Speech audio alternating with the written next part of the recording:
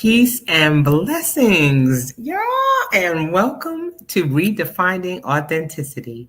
I am your co-host, Kim Martin Raymond, your toolbox essentialist and founder of Redefining You LLC, where I help my clients to realign themselves, mind, body, and spirit, and also home of the 365-day challenge. Go ahead and ask me where we at. Where we at? Where we at? We are at day 312, y'all. We're getting into the home stretch here. 312 days of talking about things that affect us mind, body, and spirit. And this month of November, we're talking about no. And we're talking about, the importance of saying no and how it affects us physically, mentally, and spiritually. So that's what we're talking about in this month of November. And of course, it's a part of self-care. Yes.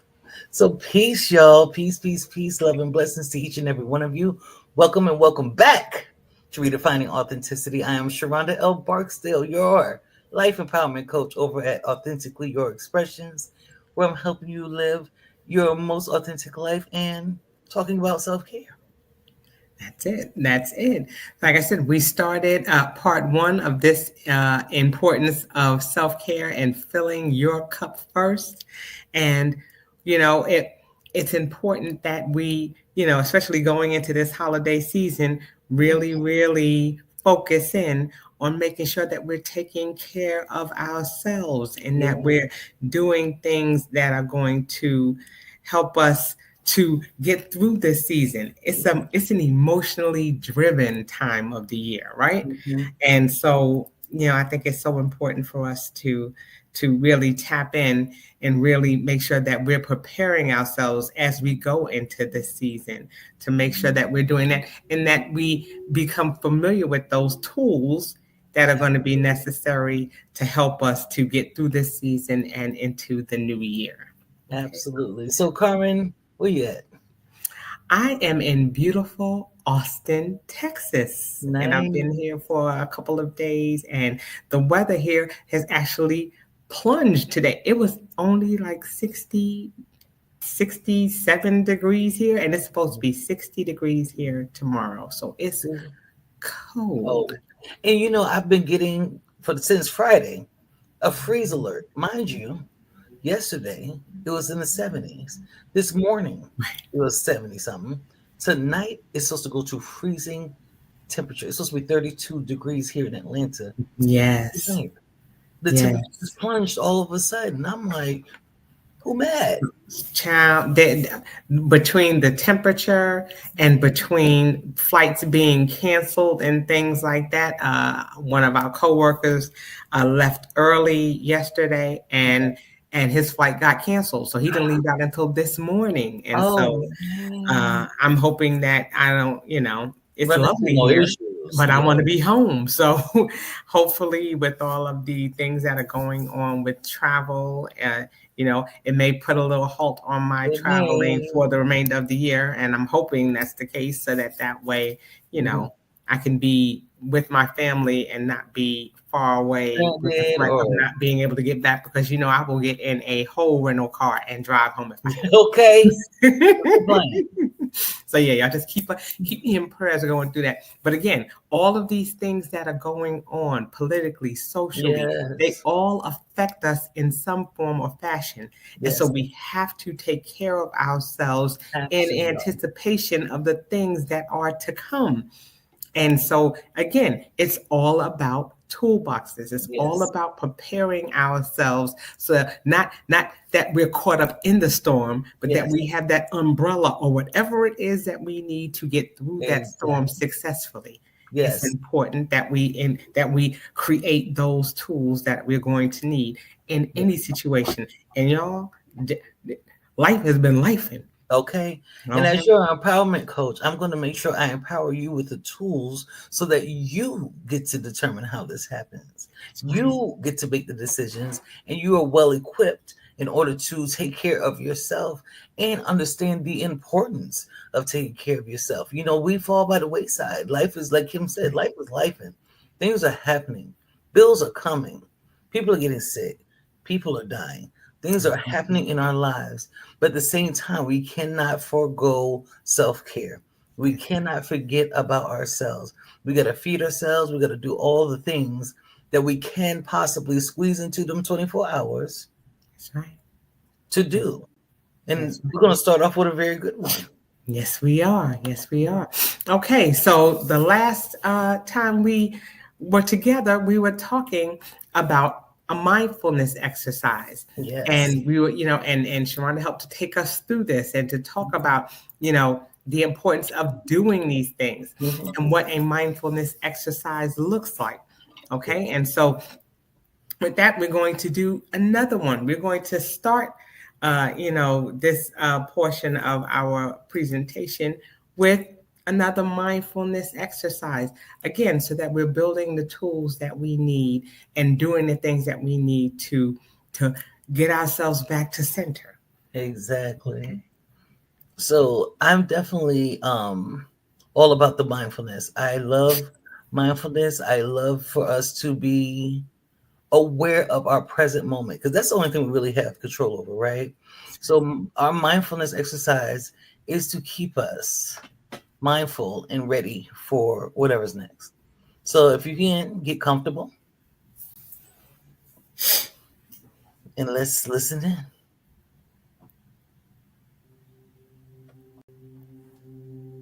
To begin this mindfulness meditation, just let yourself get into a comfortable position, whatever that looks like for you.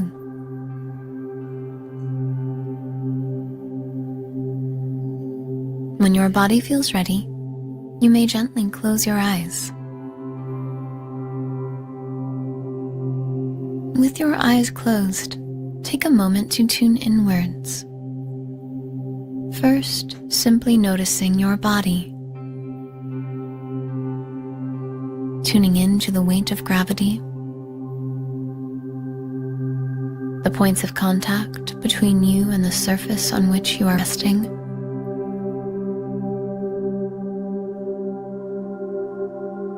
What else do you notice?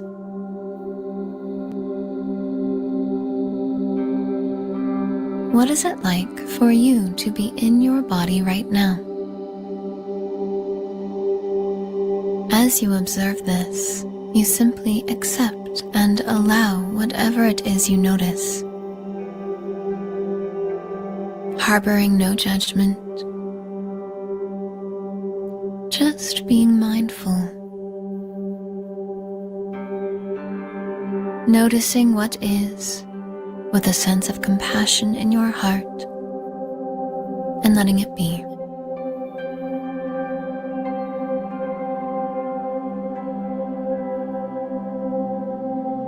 Continue to do this now with your breath as well as your body. If you haven't already, begin to tune into the sensations of breathing.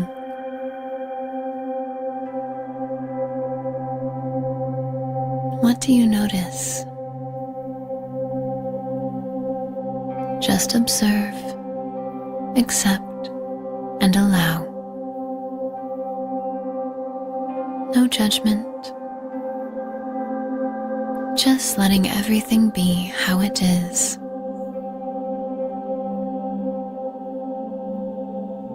As you stay mindful of your breath and your body, with a sense of compassion in your heart.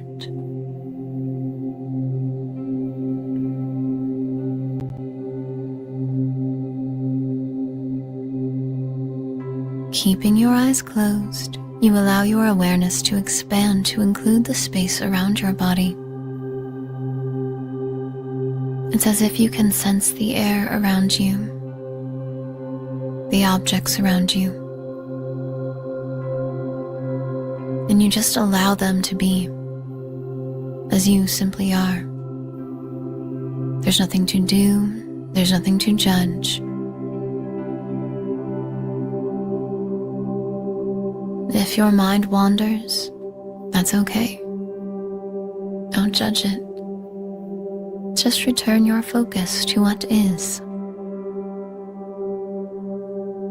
Being connected to your breath, your body, and your sense of presence in the world around you.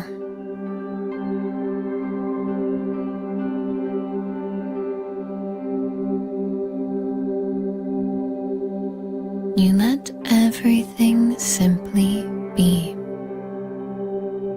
including yourself.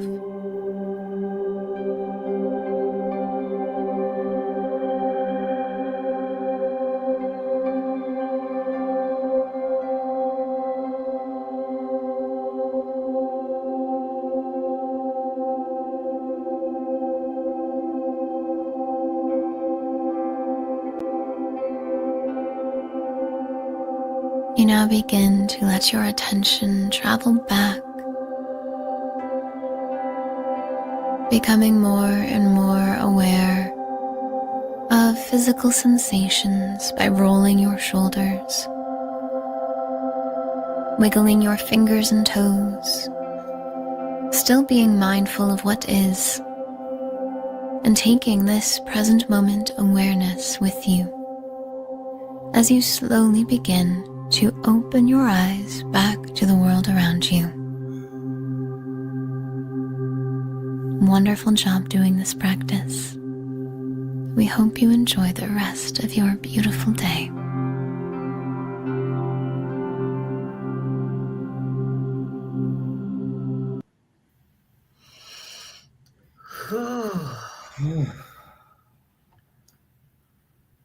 Lovely.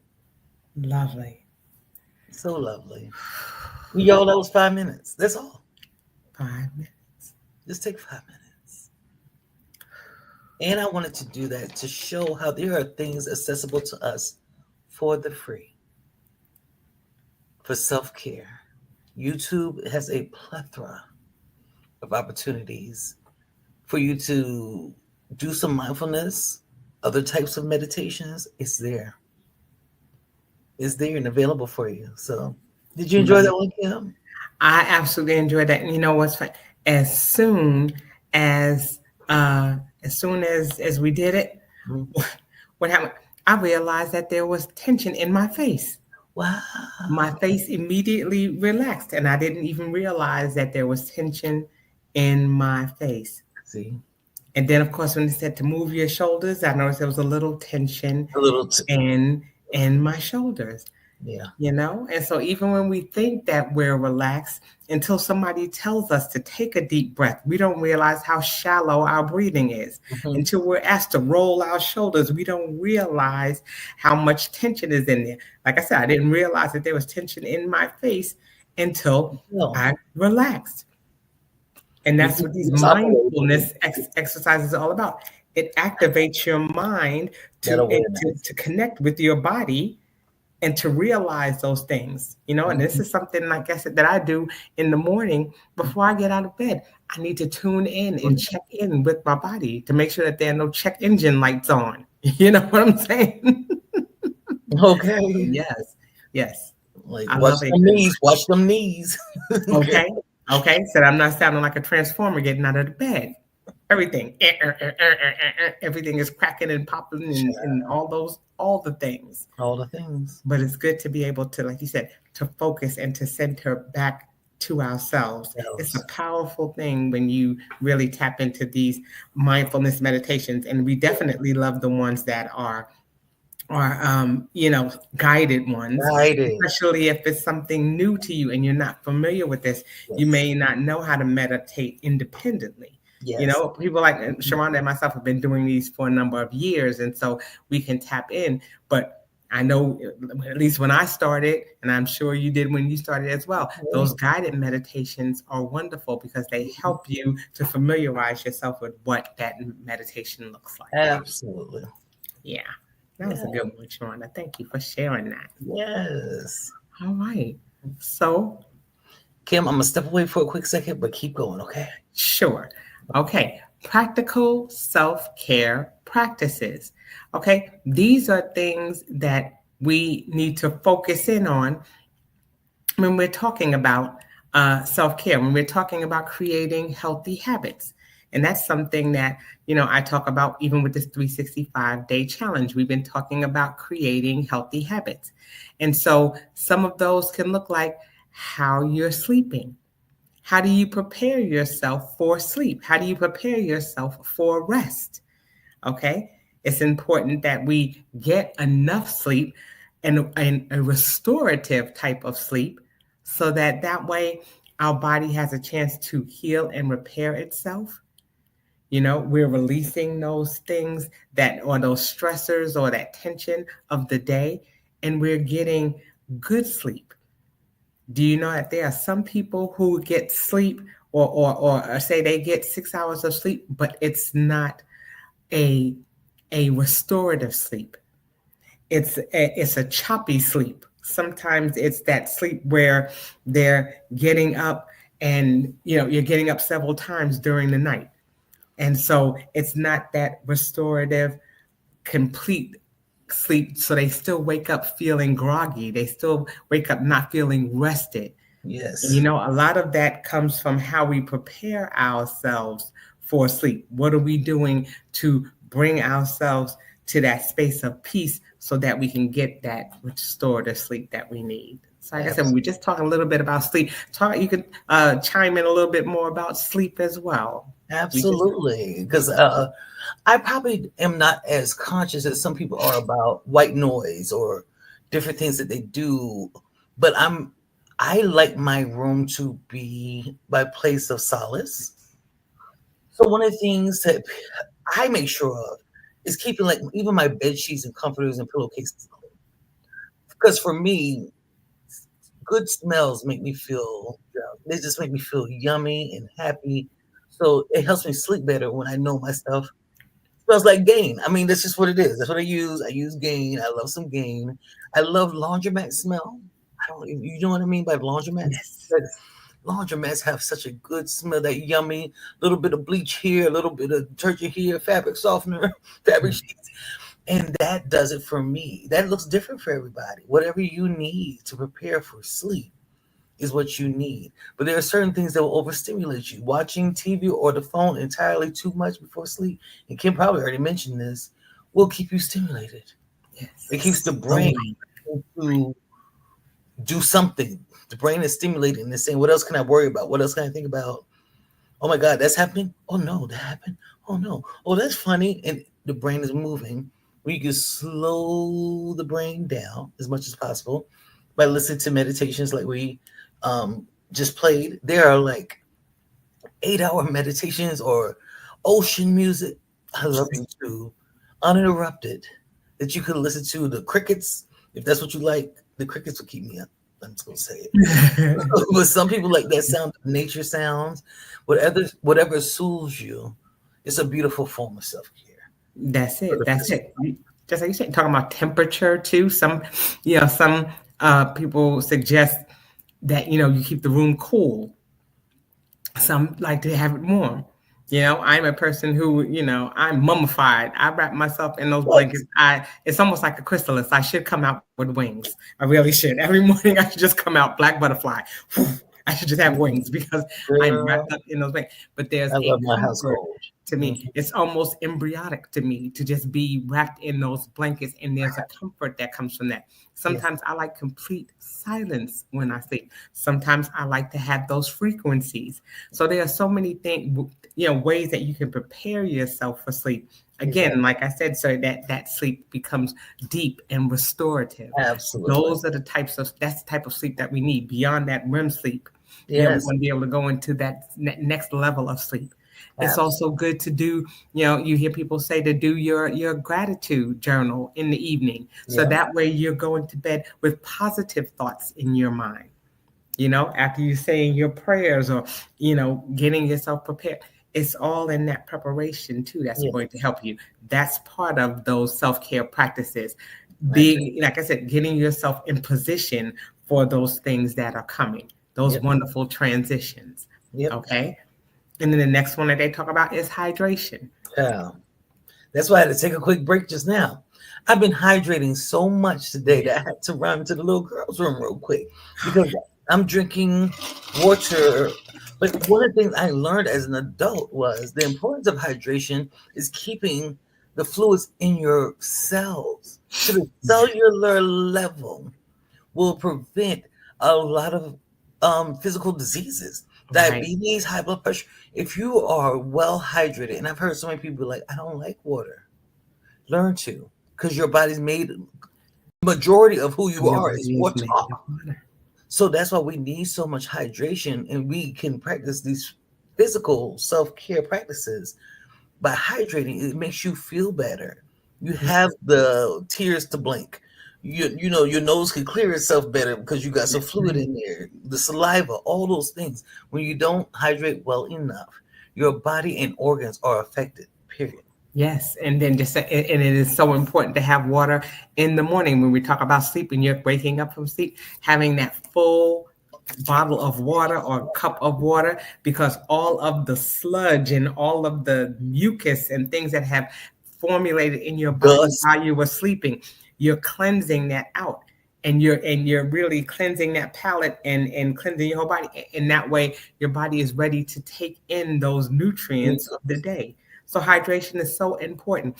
We're getting into the winter months, so it's going to start going, from fall into winter, and your skin, you're gonna be your Ooh. skin can get so dry looking, and you're able to squeeze it, and yet there's no There's moisture no in moisture. your skin. You know what I'm saying? And so it's so important that hydration become a norm. And Y'all used to keep them Jerry curls hydrated. Anyway, go ahead, Kim. You let your soul glow. Very true. Go ahead. Okay. But yes, you definitely want to get that water, get that hydration in, so that way you're allowing things to move through your body, and you're helping it to do that through that hydration. You hear so much about dehydration. People, oh, I don't know. Think about how Yeah, much water you're drinking during the day, and can you stand to drink another cup or two of water? yeah. Or even if it's just one cup, because Whole there are bag. people who go all day with no water at Yeah, all, and just think about your skin, think about your hair, think about all of the things that are going on and how this hydration can affect you. can affect it. Go and Google Yeah, what they say about hydration and the importance of hydration. It's all about educating ourselves too. We yeah, don't know what we don't know, yeah. But you know. even when Kim mentioned movement, bowel movements, they come. People who are not having enough bowel movements are usually dehydrated. When Kim was talking about when you have to release, whether it's through sweat Right. or through our system to let go of the waste, it's water. That That's right. stuff is from water. You have to hydrate yourself so everything can move and your body can recycle itself. That's Even the right. dead skin that's going to fall off your body, it needs the hydration. That's You've right. got to do it in order for your body to process everything correctly. Even dementia has been related to dehydration. So you have Mm, to be certain, as hard as it can be, figure out ways. Put a little slice of lemon, a slice of lime, whatever you need to right. do. Some kind of Cucumbers, whatever. fruit. Yeah. Yes, because I just read up today, and I'm going to buy a bag of lemons tomorrow about the importance of lemon water first thing in the morning. Because I Yes. drink water, but then I Yes. found out how good it is for the liver, which is another organ that helps us break down stuff and create waste. So I'm Right. like, of course I'm going to get some lemons, and I make my lemon water, There you go. hot lemon water tea or something. I don't know. But we're That's gonna do it. That's it. But just like you said, when you're expelling that water through your body is going to tell you if you're getting enough water by the color of your urine. Yep. They always talk about that as well. Is it clear? Is it a light yellow? Yeah, That tells a lot too. it So does. you know what I'm saying? But if you're going to the doctor and you can't even give a urine sample because you don't have enough water in your body to even produce, the waste that needs to come through, Needs to come through. there's a lot to say. We Your can go kidneys, on and your on kidneys about are angry about it. I can tell you that right now. furious, furious. So again, hydration is something that is critical Hmm. to your self-care practices. We have to keep ourselves hydrated. Come on, yes. Okay. No, go ahead. All right. And the next is movement. Hmm. Okay. I am a huge proponent of moving your body.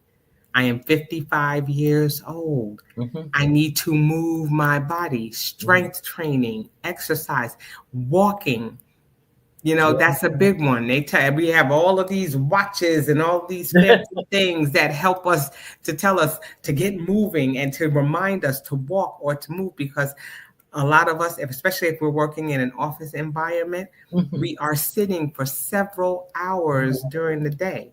Okay, it affects our body. You have people that are getting arthritis, osteoarthritis, and Yes. rheumatoid arthritis, and other kinds of, because we're sitting, especially if you're in customer service and you're sitting for hours, or you're Hours. in front of a computer and you're not sitting in an ergonomically correct chair. We Yeah. have to get up and move our bodies. Mm-hmm. Even if you drink the water so you can get up to pee, okay? Because that's what's gonna do it. If that's what you need to do to make you get up to No. move, then let that be what you use to move. In my office, I have a walking pad. Mm-hmm.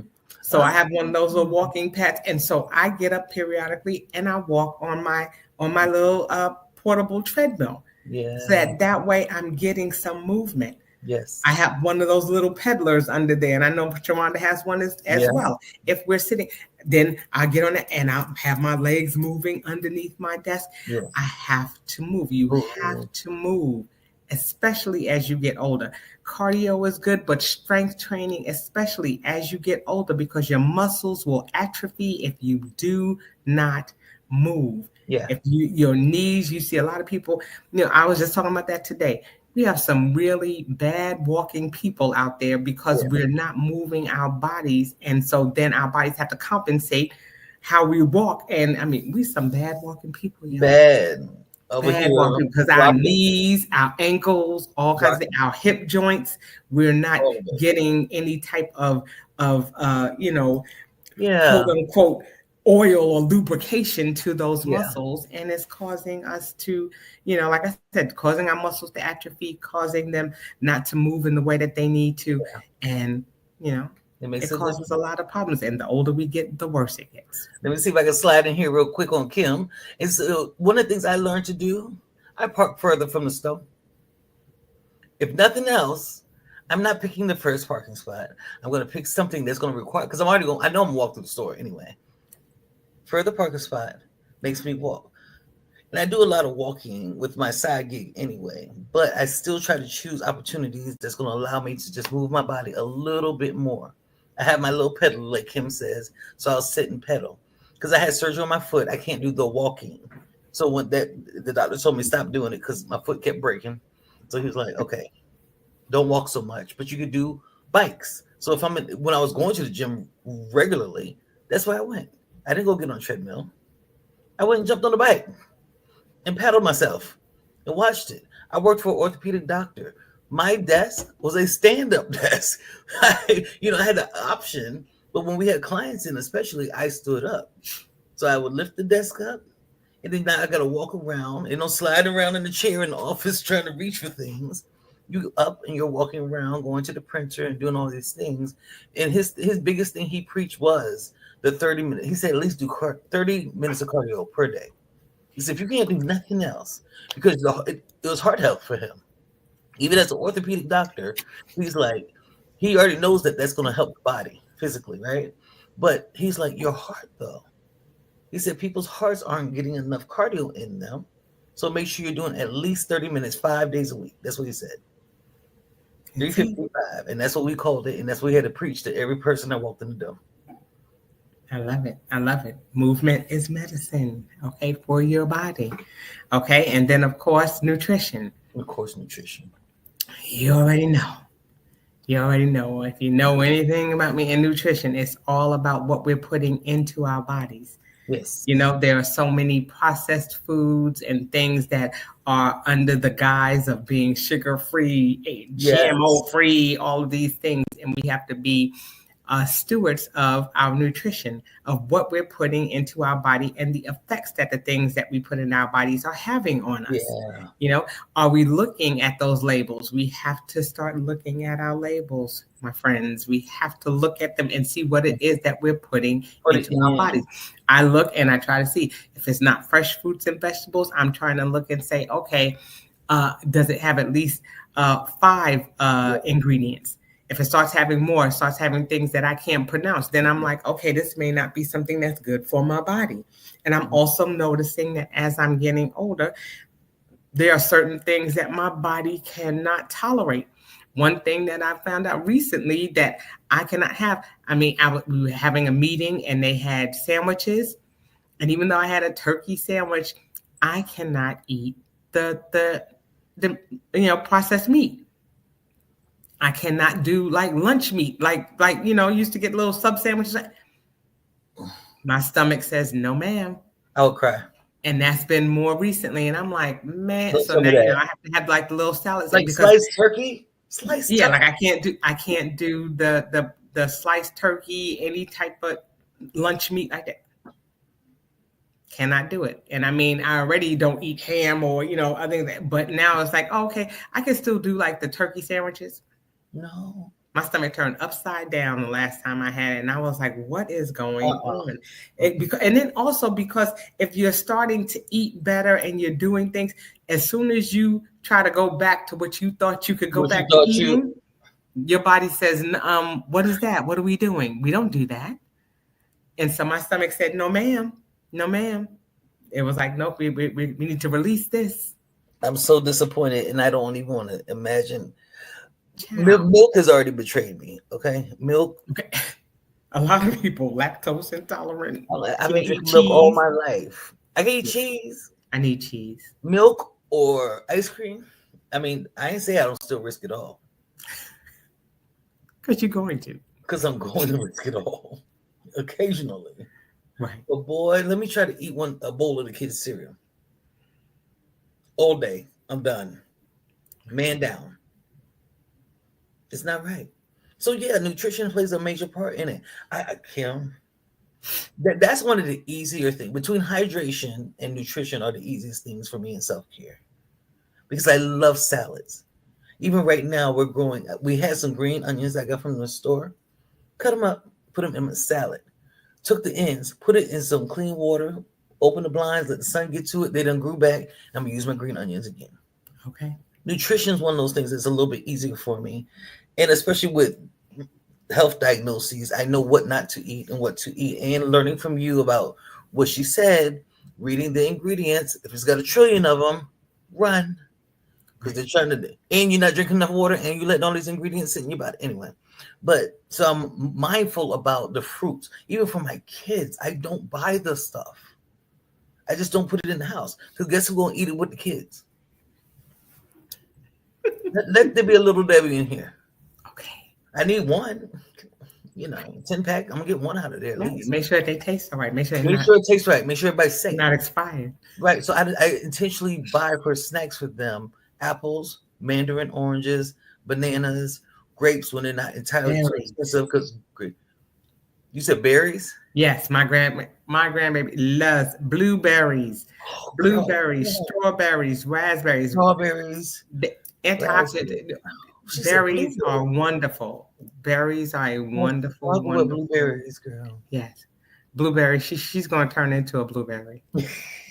She is, because she loves her some blueberries. I love that. I love that because they're blueberries and raspberries and blackberries too. She likes blackberries too. And blackberries. Yes. So berries are good. Just like you said, overall nutrition is just figuring out what works best for you. Yes. I know that right now we're in the season where we're trying to promote people starting gardens and doing things like that because food is getting expensive. We're already seeing that now. We're hearing about all of these things that are going on in our government right now. Yes. And so, we have to really start being conscious about those things that we're eating, the amount of food that we're eating, and that the food that we're eating is going to have to be more substantive, because when things start getting into a pinch, we tend to go to those staple foods like rices and potatoes and those things that, and pastas, those things that are heavy. But are those the things that are going to sustain us long term? They're not. And so we have to figure out some alternatives for that. So that way the food that we are eating satiates us longer, so that we're not having to run back, because you're going to eat that rice like that, and the next thing you know, it's going to go through you, and you're going to be hungry again.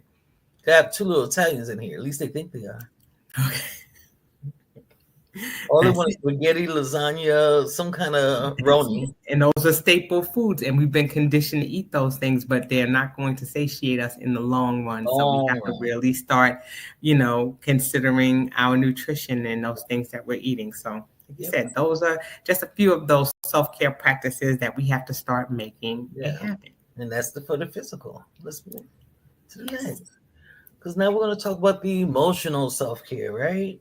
So, journaling, writing your thoughts down, emptying those brains, that really is a good form of self care. You're taking care of yourself by getting it out, period. Go ahead, Kim. That's it. No, Just I like you don't said. talk long. No, just like we're talking about gratitude journals. I mean, and writing those things down as well. Mhm. Okay, therapy, making sure again that we're expressing ourselves. Mhm. That it's so important when we're talking about emotional self care. If we don't have the words that we need to describe what it is that we're feeling, that's where the frustration and that's where the reactions and the outburst comes from, because we don't have the words that we need. And Yeah, sometimes we need to speak to someone that's going to help us to identify what it is that we're going through emotionally. absolutely. I was gonna say therapy next, but yes, therapeutic stuff helps. The reason you feel so emotionally drained is because you're not getting it out. Your brain is going to tell you what it wants you to think. But when you go to therapy, you have somebody to just give you a consideration of think something different. That's the point of therapy. Therapy is there just to give you a new consideration of what you were just thinking, right? Absolutely. Think about what you're thinking about. But if it's just stuck in your head, you're just going to be telling yourself the same thing over and over. So the next one is setting boundaries. This is my favorite emotional. D&D. Do not disturb is a form of self-care. Did y'all know that? Being able to turn that phone when my kids are home, I'm fine. I don't really care who calls me at that point. It can't be that important. Well, I'll find out when this phone is off do not disturb. But sometimes the phone gets overwhelming. People will call and call and call, and everything's beeping, beeping, beeping, and you're running, running, running to it, and you're emotionally overly stimulated. That's what's happening. So, setting a boundary, creating a clear line of after 8 o'clock, I'm not taking any more calls because now I want to start winding down for the night. Now I want to take better care of myself. I don't want to hear any bad news. So, setting boundaries. Again, Kim said, what is this month? The month of what? This is the month of November. November. Okay. And it's about saying I know. Okay. That is something that is so critical. No is not a rejection. Okay. No is allowing you to be able to set, not just set boundaries, but also to make it where you're giving yourself opportunities to do things. Mhm. If you're setting boundaries and you're telling people no, now you're saying yes to yourself. You're saying yes to the time that you need to do the things that are going to help to take you to the next level. Yeah, It's all about not being rejection, but being something that's going to affirm you as an individual. It's going to affirm those things that you want to do. You're yes, pouring back into yourself by absolutely. saying no. Yep. And this last one is giving yourself grace. It's just letting yourself make the mistakes. The reason most people are bound up emotionally because they think they have to be perfect.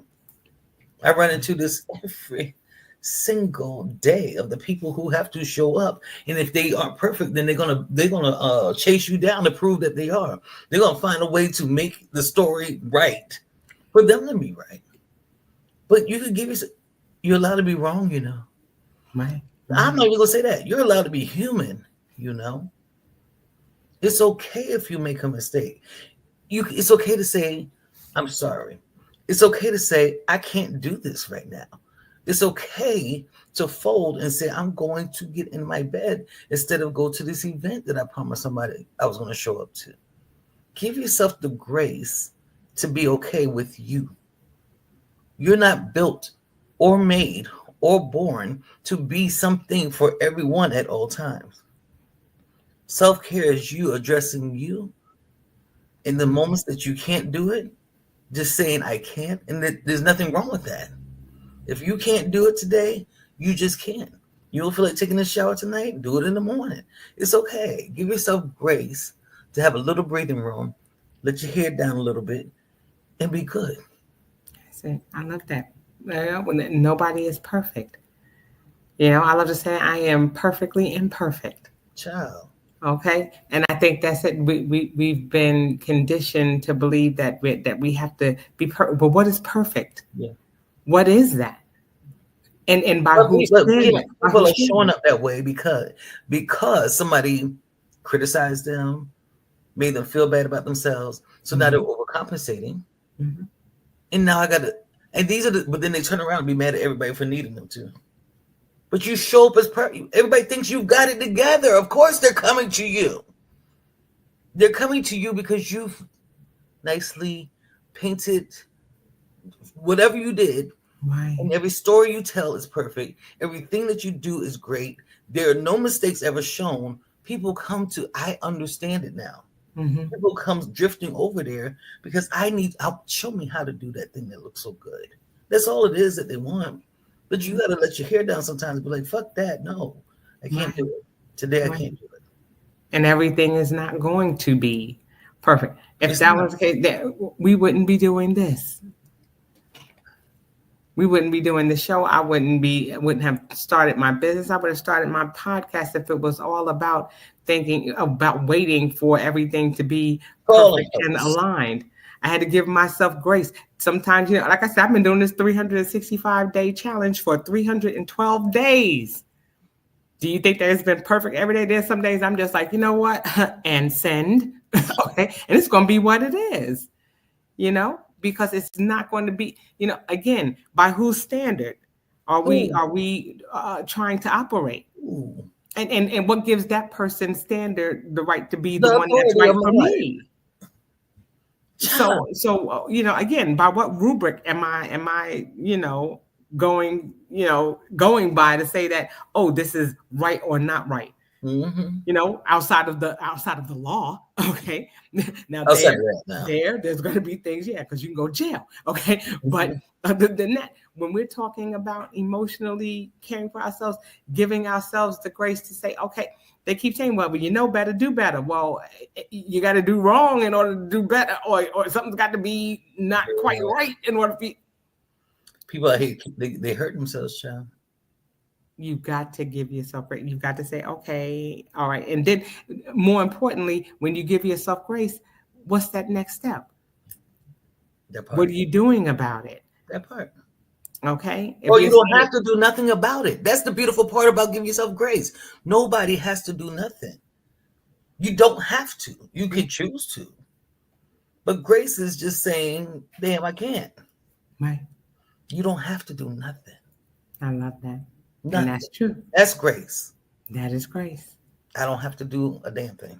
Nothing. A doggone thing. You're right. All right. Moving on. All right. Spiritual self-care. We love this one. Meditation. We've talked about that already. We've actually practiced that already. Okay. Prayer. Okay. That's your communication between you and source. Mm-hmm. Okay. You and whomever you choose is that higher entity, that higher being. Yeah. All right. Prayer, that conversation. Okay. That reverence of being able to talk and to be able to express yourself to source. So prayer is something that's huge. I love prayer. For me, meditation is listening. Prayer is me talking. For me. In meditation, I sit and just allow to be poured into. Prayer is the time I need to talk or ask or give praise, whatever that in that moment of prayer. That's how I see those two things. Love it. Love it. Time in nature. Whew, grounding. We love that. You see the little waterfall in the background of this picture? Okay. Vitamin D. There are so many benefits to being out in nature, being one with nature, being able to breathe in that fresh air, Absolutely. being able to ground our feet, Mother Earth, just being able to connect energetically Okay. with what's going on outside. Time Yeah. in nature is always it's always restorative, at least for me. Yes. Nature's been my thing since I was a child. I grew up in the South. We didn't have no cable. It was like, I remember when we first got our first light pole out there, okay? Right. There was no lights, it was dark. But I spent all my time climbing. I used to climb a tree and I had my specific limb that would climb up there and take a book. I really did. And would lay across this limb because it just looked like a little arm that would look like a little cradle. And so I would crawl right there and lay there and read books and just chill Wow. out. And I played with my cousins. We used to walk through the woods. Sometimes we see an alligator and take off running. There was deer around, and I grew up on the coast of South Carolina, so we went to the beach and we collected seashells all the time. And it was just that was a simpler time, of course, but Yeah. it always when I go back home and I'm able to connect with that space. So my dad still lives on that land. That is still the land is still in the family where I grew up on. That still takes me into a spiritual place. As a little girl, I just walked through. It was an acre of land. I just walked by myself. The smell of fresh cut grass. My dad used to let me cut the grass with our riding lawnmower. We had apple trees in the backyard, the plums, little plums that come up orange and yellow and things like that. Persimmon tree. He tried to grow a peach tree, but I don't remember ever seeing a peach on it. I really don't. But just that those smells are still familiar, and I still could pull that into my spiritual practice because those experiences are so real for me still. I could pull them into my spiritual practice of meditation, of my prayer time, and be able to reconnect with nature without even being physically there. But even my home right now, I have a beautiful backyard that deer think they should jump my fence because I don't have no opening. They leap over my fence and come eat my grass. There's grass on the other side, but they were like, "No, I want you." Right. And the Taste better. birds, girl, the blue jays been showing up lately. There's Oh, the blue jays are just beautiful. gorgeous. Oh my god! And cardinals and things like that. We've had bunnies out here. The birds will build nests into little crevices of our back patio. It's crazy, Yes. but that nature is a form of spiritual self care. So just take your time and let the sun touch your body a little bit. Get some vitamin D. Yes. We're inside a lot. And so, so if step outside, any opportunity you get to step outside is going to be restorative. Okay. And then, of course, finally, it has gratitude practice. We talked about that as well. Just being grateful for those small things that are happening Yeah, around us, and just taking time to list those things because it puts us in a space of peace, of appreciation for the things that we have. yeah, Because sometimes we forget, we're so caught up in those grandiose things, those things that are big, that we forget to be thankful for the fact that when we flip that light switch, the lights come on. When we turn that key this morning, that the car started, maybe. Okay. hopefully. All right. So there are things to be grateful for that are, that we take for granted. And Yeah, but when we stop and think about it, you know, yeah. that's when it becomes more meaningful. Yeah, and I've always heard that gratitude opens you up for more things to flow in. Because if you're so busy staring at what you don't have, you can't even see what's coming in. So when you are practicing gratitude, you're like, "Oh my gosh, I'm grateful for this. I'm grateful for that. I'm grateful for that." Then all of a sudden, here comes something else showing up, and you get to bear witness to its presence. So yeah, gratitude is a big one. Yes, it is. Is this our last next one? Yeah, we have two more, one more after this. Okay, so I think it's our last practical self care practice. Practical self care. Anyway, social self care. I don't do this enough, like physically. I do Mhm. a lot of socializing through, Facebook and stuff like that, Zoom meetings and things like that. But social self care is important. It's important to surround yourself with people, with supportive people. Let's be clear. Let's say it correctly. Okay. With supportive people because it makes you number one feel less alone. You feel so much that connection will get you out of your head. But then you have people who are saying, "Go you," Have somebody around there just letting you know, I'm proud of you for the moves you're making. I know you went through this thing here, but look at you moving in this direction right here. It keeps you going. So social self-care is imperative. You have to find a way to connect with others. That's it. And then you always have that little circle, your little circle of people who are in alignment with what you're doing. And just like Sheronda said, who are there to cheer you on. People who are like minded. If you're out socially and you're going to events, are you going to places with people who are like minded? Yes. Okay. If you're going into a club situation, you may have people that are there for different reasons. Mm-hmm. But if you're going to a painting class or you're going to a particular, activity Book that's like a signing. yoga class or Yeah. anything, right? You're there with Tai people who, Chi. right, that are like-minded, Yeah. people who have similar interests. And so, that's where you're going to get that support, where you don't feel like you're by yourself because these are people who have similar interests. You can have conversations, you can connect and bond that way. And then, of course, you've got your inner circle of people who are really going to be there. They're not going to be fair weather. They're going to be there to go through all the things that you're going through. Absolutely. So it's important to have those social, connections. You have to, you can't hide behind the door. You Right. can't always live inside a bubble. You've got to come outside. Yes. And on the other end, saying no. No is a full sentence. N-O, period. Saying no when needed. Back to November. The no November. Saying no when needed. When we're younger and you go through college and you have this group of people that you hang out with, but then people's lives change. You start having children, you get married. There are times you're going to have to learn how to say, I can't come out with y'all today. I got to be home with this baby. Mhm. Or I can't come out today because I'm tired and I just want to get some sleep. Or no, I just don't feel like doing this particular event. It's okay to say no sometimes. One end is all about balance, being able to be in social, be out there and hang. And then when you don't have the energy, don't push yourself further than you have to. That's it. One thing that I talked about, on my challenge yesterday was about no, not being rejection, but being alignment. Mm-hmm. Saying no is getting in alignment with those things that are going to serve you. Serve you. Okay. Things that are going to serve you. You're getting in alignment. Something in your spidey senses are tingling, saying, "No, I don't think this is what what I'm meant to do."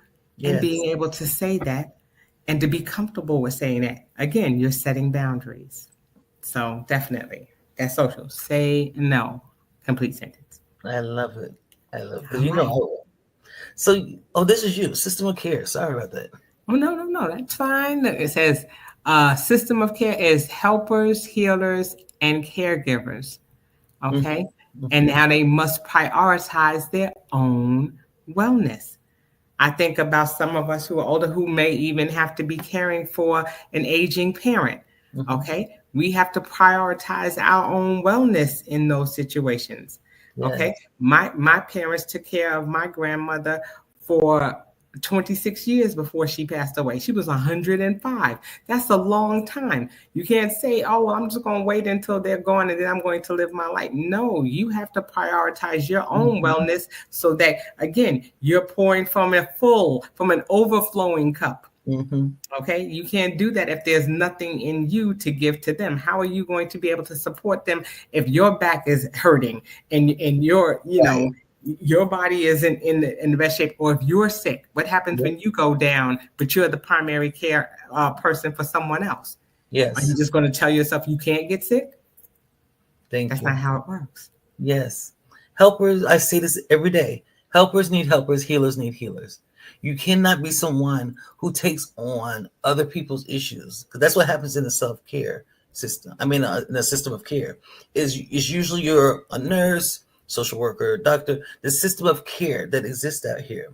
And you're out here caregiving to the sick people with mental health issues, people with social needs. They need welfare. They need whatever it is. That's beautiful that you're in that line of work, but you can't forget about you. You have to get the help you need.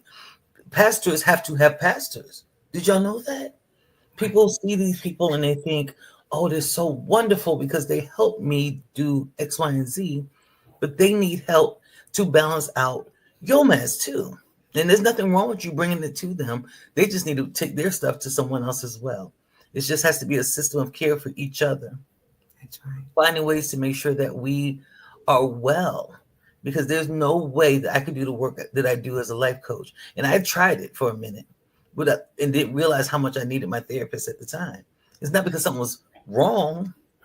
It's because I was taking on so many people's problems and not working through my own that made it a little more difficult. So once I found that balance, and I learned that the healthier I was mentally, physically, emotionally, spiritually, the healthier my children were. They didn't have a fussy mother. They didn't have somebody who's don't communicate with them or just walk in the door and won't play with them because I'm burnt out. You have to be able to take care of yourself. Absolutely. I think that last sentence says it best. It says a healthy system of care begins with healthy individuals within it.